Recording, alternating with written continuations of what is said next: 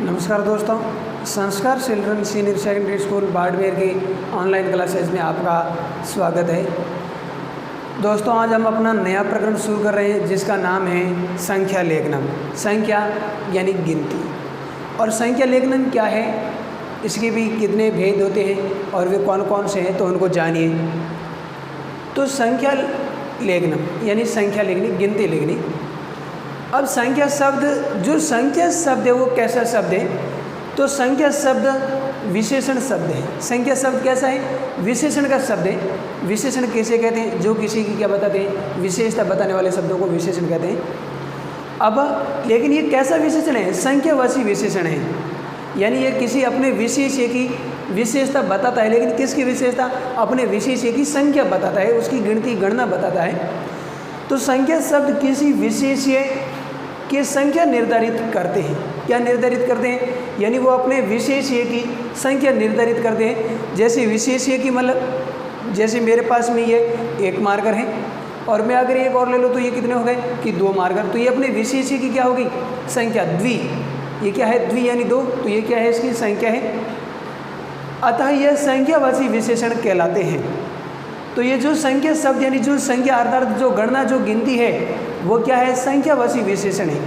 क्या है, संख्यावाची विशेषण। अब अगर इसके हम भेदों की बात करें कि जो गणना यानी जो संख्या है उसके कितने भेद होते हैं, तो संख्या शब्दों के 2 भेद होते हैं, या हम ऐसा कह सकते हैं कि संख्या के 2 भेद होते हैं। संख्या के 2 भेद होते हैं। वे कौन कौन से हैं, तो संख्यावाची शब्द 2 प्रकार के होते हैं। कौन कौन से, पहला है पूर्ण संख्या या गणनात्मक संख्या, यानी इसको हम कह सकते हैं पूर्ण संख्या या गणनात्मक संख्या। और दूसरे को कह सकते हैं पूरक या क्रमबोधक संख्या।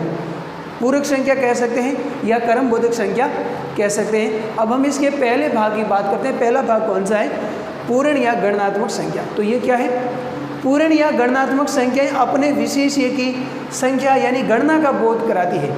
ये क्या करते हैं, जो पूर्ण या गणनात्मक संख्या होती है वो अपने विशेष्य की हमें पूरी संख्या के बारे में बताते हैं। जैसे मैं कहता हूँ कि ये कितनी अंगुलियाँ हैं, कितनी हैं, ये 4, तो ये हमें पूर्ण संख्या का बोध कराती है। अब ये कौन कौन से, तो देखें। अब मैं आपको एक बात और बताता हूँ, उसको ध्यान में रखना कि संख्या यानी गणना 1 से लेकर के 4 तक, संख्या 1 से लेकर के 4 तक तीनों लिंगों में अलग अलग चलती हैं। पुल्लिंग में उसका रूप अलग होता है, स्त्रीलिंग में अलग होता है, नपुंसक लिंग में अलग होता है, लेकिन 5 से लेकर के आगे अनंत तक वह सभी एक समान चलती हैं। जैसे एकः ये पुल्लिंग का है, एकः स्त्रीलिंग का है, एकम नपुंसक लिंग का है।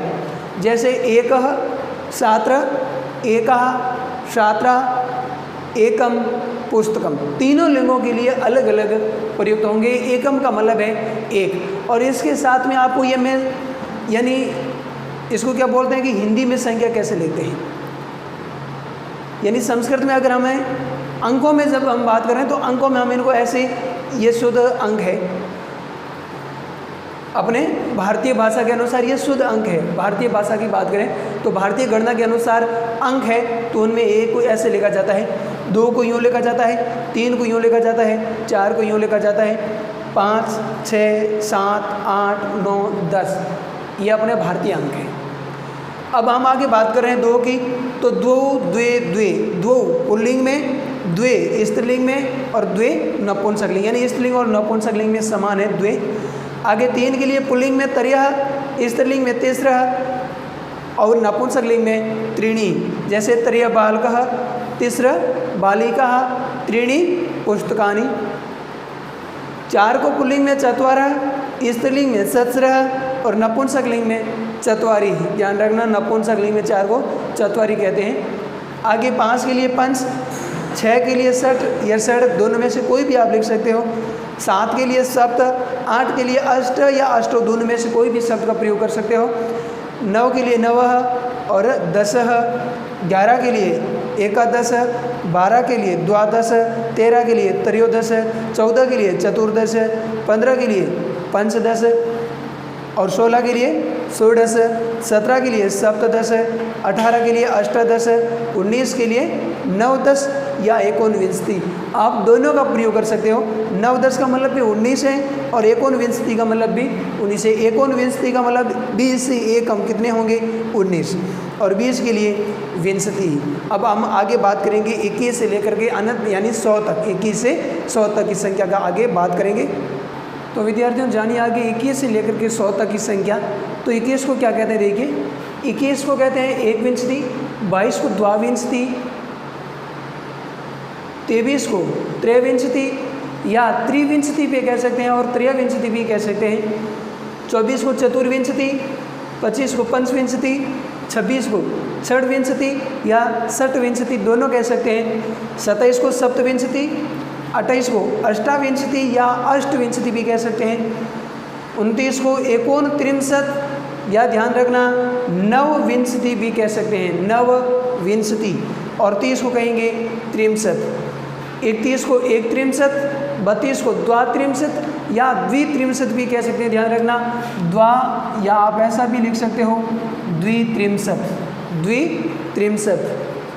33 के लिए त्रयत्रिंशत या त्रित्रिंशत भी कह सकते हो, त्रय भी कह सकते हो और त्रि भी कह सकते हो, त्रित्रिंशत भी कह सकते हो, और इसके लिए आप द्विविंशति और त्रित्रिंशत या त्रयत्रिंशत भी, इन शब्दों का प्रयोग भी आप कर सकते हो। आगे 34 को कहेंगे हम चतुर्विंशति या चतुर्त्रिंशत या चतुर्त्रिंशत, चतुर्त्रिंशत या चतुर्त्रिंशत। 35 को कहेंगे पंचत्रिंशत, 36 के लिए आएगा षटत्रिंशत या षड्त्रिंशत, आप ऐसा षड भी लिख सकते हो। 27 के लिए सप्तत्रिंशत, 37 के लिए सप्तत्रिंशत, 38 के लिए अष्टत्रिंशत और 39 के लिए एकोनचत्वारिंशत या नवत्रिंशत भी कह सकते हैं, ध्यान रखना नवत्रिंशत। 40 के लिए कहेंगे चत्वारिंशत, 41 के लिए एक चत्वारिंशत, 42 के लिए द्विचत्वारिंशत, 43 के लिए त्रयचत्वारिंशत या त्रिचत्वारिंशत भी कह सकते हो आप, त्रिचत्वारिंशत। 44 के लिए चतुर्चत्वारिंशत या चतुश्चत्वारिंशत ऐसा भी लिख सकते हो, ये इस र को हटा करके विसर्ग लगा करके लिख सकते हो। 45 के लिए पंचचत्वारिंशत, 46 के लिए षट्चत्वारिंशत या षड्चत्वारिंशत। आगे 47 के लिए सप्तचत्वारिंशत, 48 के लिए अष्टचत्वारिंशत और 49 के लिए एकोनपंचाशत या नवचत्वारिंशत और 50 के लिए पंचाशत, 51 के लिए एक पंचाशत, 52 के लिए द्विपंचाशत, 53 के लिए त्रिपंचाशत, 54 के लिए चतुःपंचाशत या चतुर्पंचाशत दोनों लिख सकते हो। 55 के लिए पंचपंचाशत, 56 के लिए षटपंचाशत या षड्पंचाशत दोनों लिख सकते हो। 57 के लिए सप्तपंचाशत, 58 के लिए अष्टपंचाशत और 59 के लिए एकोनषष्टि या नवपंचाशत भी लिख सकते हो और 60 के लिए षष्ठी। आगे हम जानेंगे 61 से लेकर के 100 तक की संख्या। तो आगे देखिए 61 से लेकर के 100 तक 61 को क्या कहते हैं। 61 के लिए आएगा एक षष्ठी, 62 के लिए द्विषष्ठी, 63 के लिए त्रिषष्ठी, 64 के लिए चतुर्षष्ठी, 65 के लिए पंचषष्ठी और 66 के लिए षड्षष्ठी या षष्ठी कह सकते हैं। 67 के लिए सप्तषष्ठी और 68 के लिए अष्टषष्ठी, 69 के लिए एकोनसप्तति या नवषष्ठी भी कह सकते हैं और 70 के लिए सप्तति, 71 के लिए एक सप्तति, 72 के लिए द्विसप्तति, 73 के लिए त्रिसप्तति, 74 के लिए चतुर्सप्तति, 75 के लिए पंचसप्तति, 76 के लिए षट्सप्तति या षट्सप्तति, 77 के लिए सप्तसप्तति, 78 के लिए अष्टसप्तति, 79 के लिए एकोनशीति और 80 के लिए अशीति, 81 के लिए एक अशीति, 82 के लिए द्वाशीति, 83 के लिए त्र्याशीति, 84 के लिए चतुर्शीति, ये सी है। 85 के लिए पंचाशीति, 86 के लिए षटशीति। तो अब पूरा है क्योंकि आगे अ है इसलिए। और 87 के लिए सप्ताशीति, 88 के लिए अष्टाशीति, 89 के लिए एकोननवति, 90 के लिए नवति, 91 के लिए एक नवति, 92 के लिए द्विनवति, 93 के लिए त्रिनवति, 94 के लिए चतुर्नवति, 95 के लिए पंचनवति, 96 के लिए ध्यान रखना षण्णवति और या षट्नवति। षट्नवति कह सकते हैं लेकिन मूल इसका षण्णवति होता है, शुद्ध षण्णवति है। 97 के लिए सप्तनवति, 98 के लिए अष्टनवति, 99 के लिए नवनवति या एकोनशतम और 100 के लिए शतम।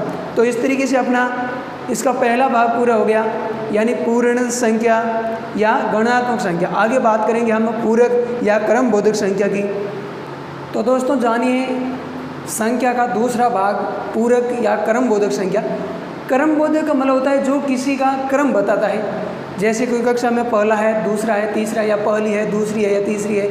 तो इस प्रकार से जो क्रम बताता है वो क्रम बोधक संख्या होती है। जैसे क्या है, ये विशेष्य के क्रम का ज्ञान कराती है, यानी जिसकी विशेषता बताई जाती है उसके अगर क्रम का बोध कराने वाले जो संख्या होती है वह क्रम बोधक संख्या होती है। जैसे प्रथमा, प्रथमा का मतलब ये, अब ये जो क्रम है वो तीनों लिंगों में चलता है, पुल्लिंग में, स्त्रीलिंग में और नपुंसकलिंग में। जैसे प्रथमा, प्रथमा का मतलब है पहला, प्रथमा पहली, प्रथमम पहला। द्वितीयम द्वितीय दूसरा, द्वितीया दूसरी, द्वितीयम दूसरा। तृतीय तीसरा, तृतीया तीसरी और तृतीयम तीसरा। चतुर्थ चौथा, चतुर्थी चौथी, चतुर्थम यानी चौथा। पंचम पांचवा, पंचमी पांचवीं, पंचमम पांचवा। षष्ठ छठा, षष्ठी यानी छठी, षष्ठम छठा। सप्तमा सातवां, सप्तमी यानी सातवीं, अष्टमा सप्तमम यानी सातवां। जैसे अगर आपकी कक्षा है तो आप लिखोगे षष्ठी, 7वीं कक्षा है तो लिखोगे सप्तमी, 8वीं है तो लिखोगे अष्टमी, 9वीं कक्षा है तो नवमीं, 10वीं कक्षा है तो 10वीं, क्योंकि कक्षा हमेशा स्त्रीलिंग का शब्द ध्यान रखना। अष्टमा अष्टमी, अष्टमम, नवमा नवमी, नवमम, दसमा दसवीं, दसमम। इसी तरह 11वां एकादश, एकादशी, एकादशम। 12वां द्वादश, द्वादशी, द्वादशम। 13वां त्रयोदश, त्रयोदशी, त्रयोदशम। 14वां चतुर्दश, चतुर्दशी, चतुर्दशम। 15वां पंचदश, पंचदशी, पंचदशम। 16वां षोडश, 16वीं, षोडशी और षोडशम। 17वां सप्तदश, सप्तदशी, सप्तदशम। 18वां अष्टादश, अष्टादशी, अष्टादशम। 19वां एकोनविंश, एकोनविंशी, एकोनविंशम और 20वां विंश, 20वीं, विंशी और विंशम यानी 20वां। तो इस तरीके से ये होगी क्रम बोधक संख्या, यानी जो क्रम का ज्ञान करें। और विशेष तौर पर ध्यान रखना कक्षा 8वीं के विद्यार्थी, आपके बोर्ड परीक्षा में और अर्धवार्षिक दोनों में एक प्रश्न आएगा, इनको क्रम में लिखना। जैसे आ जाएगा कि 14वां छात्र, तो आप क्या लिखोगे? चतुर्दश छात्र। 14वीं छात्रा तो लिखोगे चतुर्दशी छात्रा। जैसे आ जाए पहला विद्यार्थी तो प्रथमा विद्यार्थी। आ जाए पहली पुस्तक तो लिखोगे प्रथमम पुस्तकम। ऐसे आपके आएगा। और यम संख्या 1 से 50 तक पढ़ेंगे, क्योंकि आपके सिलेबस में 1 से 50 तक क्रम बोधक संख्या का प्रश्न आता है। तो ये 20 तक हो गया। आगे हम जानेंगे 30 से लेकर के 21 से लेकर के 50 तक। तो जानिए क्या है वो। तो दोस्तों जानिए आगे 21 से लेकर के 50 तक की क्रमवाचक संख्या। 21 एकविंश यानी 21वां, एकविंशी 21वीं, एकविंशम 21वां। द्वाविंश 22वां, द्वाविंशी 22वीं, द्वाविंशम 22वां। त्रिविंश 23वां, त्रिविंशी 23वीं, त्रिविंशम 23वां। चतुर्विंश 24वां, चतुर्विंशी 24वीं, चतुर्विंशम 24वां। पंचविंश 25वां, पंचविंशी 25वीं, पंचविंशम 25वां यानी ये नपुंसकलिंग में है। षटविंश 26वां, षटविंशी 26वीं, षटविंशम 26वां। सप्तविंश 27वां, सप्तविंशी 27वीं, सप्तविंशम 27वां, अष्टविंश 28वां, अष्टविंशी 28वीं, अष्टविंशम 28वां, एकोनत्रिंश 29वां, एकोनत्रिंशी 29वीं, एकोनत्रिंशम 29वां, त्रिंश 30वां, त्रिंशी 30वीं और त्रिंशम 30वां। अब यहाँ है 31 से लेकर के 40 तक, तो एक त्रिंश यानी 31वां, द्वात्रिंश 32वां, त्रित्रिंश 33वां, चतुर्त्रिंश 34वां, पंचत्रिंश 35वां, छठत्रिंश 36वां, सप्तत्रिंश 37वां, अष्टत्रिंश 38वां, एकोनसत्वरिंश यानी 39वां, चत्वरिंश यानी 40वां। इसी तरह एकात्रिंशी, द्वात्रिंशी, त्रित्रिंशी, चतुर्त्रिंशी, पंचत्रिंशी, छठत्रिंशी, सप्तत्रिंशी, अष्टत्रिंशी, एकोनसत्वरिंशी और चत्वरिंशी। यह है स्त्रीलिंग में और यह है नपुंसकलिंग में। आगे बात करेंगे हम 41 से लेकर के 50 तक, तो उनको भी जानिए वो क्या है। तो देखिए 41 को क्या कहते हैं। 41वां एक चत्वरिंश, 42वां द्विचत्वरिंश, 43वां त्रिचत्वरिंशत्, 44वां चतुर्चत्वरिंश, 45वां पंचचत्वरिंश, 46वां षट्चत्वरिंश, 47वां सप्तचत्वरिंश, 48वां अष्टचत्वरिंशत्, 49वां एकोनपंचाशत् और 50वां पंचाशत्। इसी तरह ये स्त्रीलिंग में हो जाएंगे और ये हो जाएंगे नपुंसकलिंग में। तो विद्यार्थियों मूल रूप से जो कक्षा 8वीं के विद्यार्थी हैं उनको ध्यान रखना है कि ये 1 से लेकर के 50 तक जो कर्म बोधक या कर्मवाचक संख्या है यह आपको याद रखनी है। इसमें आपके बोर्ड परीक्षा में 2 नंबर का एक क्वेश्चन आएगा। तो इस तरीके से अपना ये प्रकरण पूरा हो गया।